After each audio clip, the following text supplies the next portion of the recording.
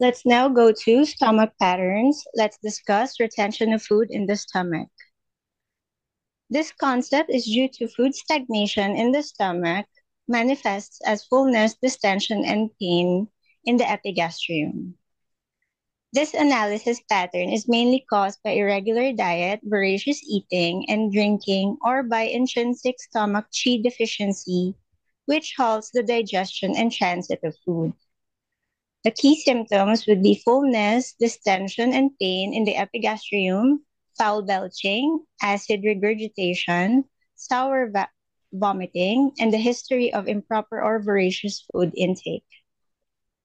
Clinical manifestations would be fullness, distension, and pain in the epigastrium, refusal of abdominal pressure, anorexia, rotten or foul belching, acid regurgitation, vomiting or sour and undigested food, distension and pain, which can be relieved after vomiting or intestinal flatus, abdominal pain, diarrhea with the sensation of incomplete defecation and with a foul odor, or constipation, thick and sticky tongue coating, and a slippery pulse.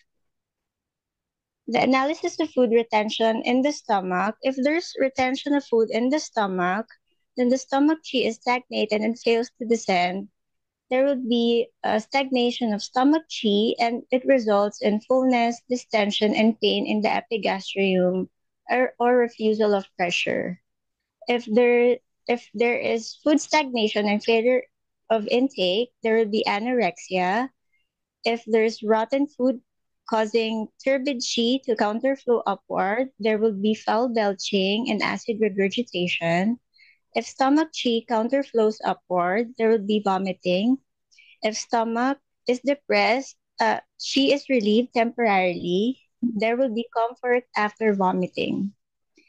If if the food stagnation in the intestinal tract and failure of transportation, there would be abdominal pain, intestinal flatus, diarrhea with foul smell, or constipation. There's there's also turbid chi in the stomach, counterflows upwards. There would be thick, sticky coating, and a manifestation of food stagnation results as slippery and deep pulse.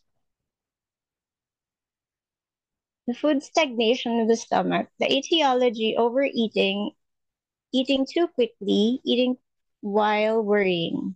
Underlying or accompanying pathology, obstruction of food in the stomach, preventing stomach chi from descending, stomach deficient and cold, phlegm, heat, fire in the stomach.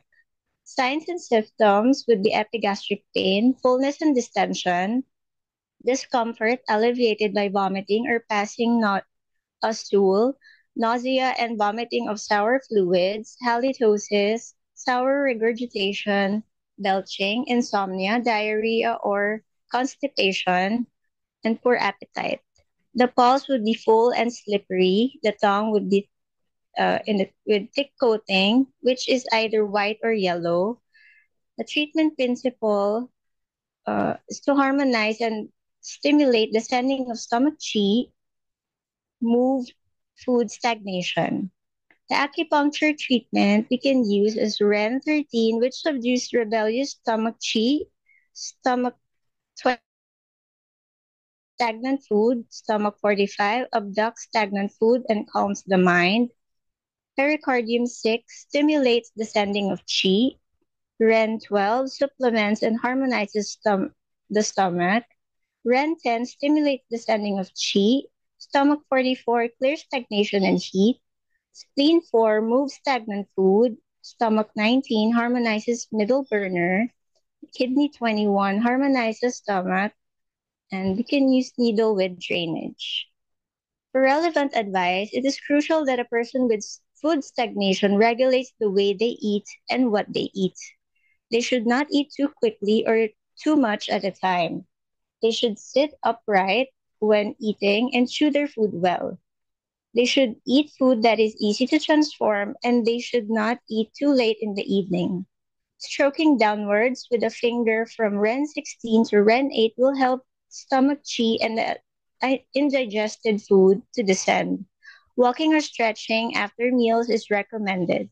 Physical exercise in general will be beneficial. Thank you for your attention.